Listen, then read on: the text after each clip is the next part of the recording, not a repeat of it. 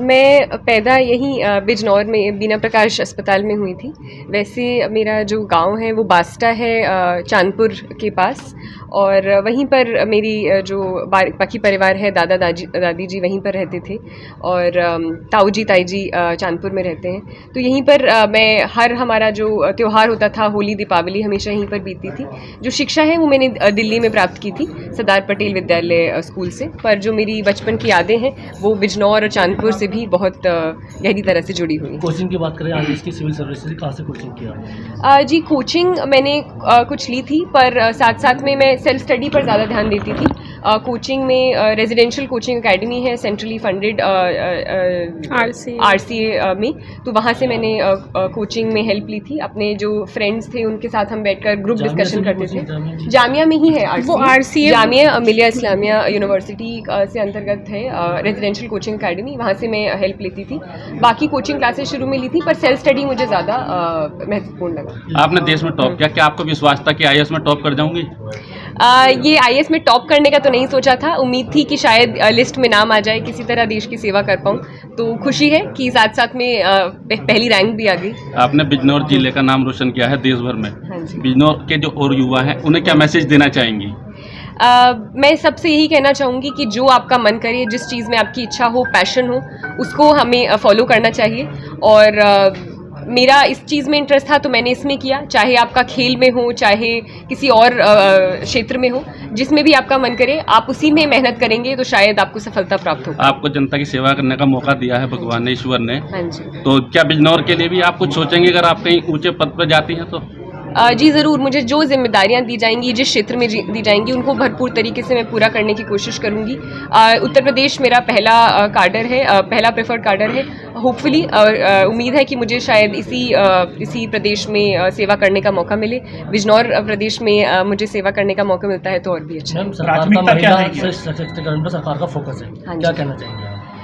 सरकार का, केंद्र सरकार का भी और प्रदेश सरकार का भी बेटी बचाओ बेटी पढ़ाओ आंदोलन, और भी अनेक महिला सशक्तिकरण, सुकन्या समृद्धि योजना, बहुत सारी योजनाएं चल रही हैं, और उसी में मुझे उम्मीद है कि मुझे भी कुछ अपने प्रयास करने का मौका मिले, और न ही सिर्फ केंद्रीय स्तर पर सबसे छोटे ग्रामीण स्तर पर भी कुछ मौका। प्राथमिकताएं क्या रहेंगी?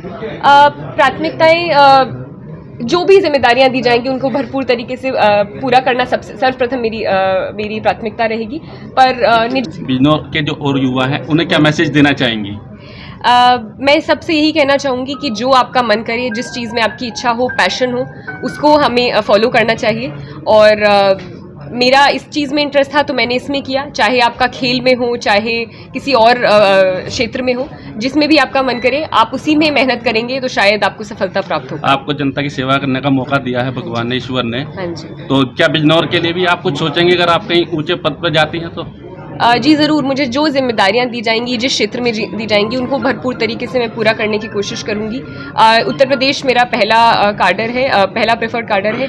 होपफुली उम्मीद है कि मुझे शायद इसी प्रदेश में सेवा करने का मौका मिले। बिजनौर प्रदेश में मुझे सेवा करने का मौका मिलता है तो और भी अच्छा। सरकार का महिला सशक्तिकरण पर सरकार का फोकस है, क्या कहना चाहेंगे? सरकार का, केंद्र सरकार का भी और प्रदेश सरकार का भी बेटी बचाओ बेटी पढ़ाओ आंदोलन, और भी अनेक महिला सशक्तिकरण, सुकन्या समृद्धि योजना, बहुत सारी योजनाएं चल रही हैं, और उसी में मुझे उम्मीद है कि मुझे भी कुछ अपने प्रयास करने का मौका मिले, और न ही सिर्फ केंद्रीय स्तर पर सबसे छोटे ग्रामीण स्तर पर भी कुछ मौका। प्राथमिकताएं क्या रहेंगी? प्राथमिकताएं जो भी जिम्मेदारियां दी जाएंगी उनको भरपूर तरीके से पूरा करना सर्वप्रथम मेरी प्राथमिकता रहेगी।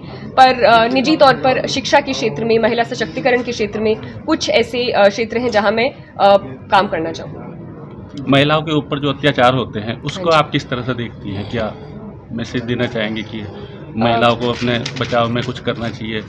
महिलाओं को अपने बचाव में तो जो करना चाहिए ही, वो तो उनकी वो है, पर उससे ज़्यादा ज़रूरी है कि समाज को, परिवार वालों को, आसपास वाले लोगों को ऐसा वातावरण बनाना चाहिए कि ऐसे अत्याचार न हों। और धीरे धीरे कई जगह ये कम हो रहे हैं, कई जगह बढ़ रहे हैं। तो सुरक्षा, महिला सुरक्षा सर्वप्रथम जिम्मेदारी रहती है प्रशासन की, जो धीरे धीरे बढ़ रहा है। पर साथ साथ में जो घर वाले हैं, परिवार वाले हैं, उनको लड़कों के साथ कि समान स्तर पर लड़कियों को अहमता देनी चाहिए और ये लड़कों को भी समझाना चाहिए। सूरत जी, आप दिल्ली रह रही हैं और उत्तर प्रदेश में योगी सरकार चल रही है, आप योगी सरकार का जो कार्यकाल चल रहा है किस तरह से मानती है कि सही है या गलत है?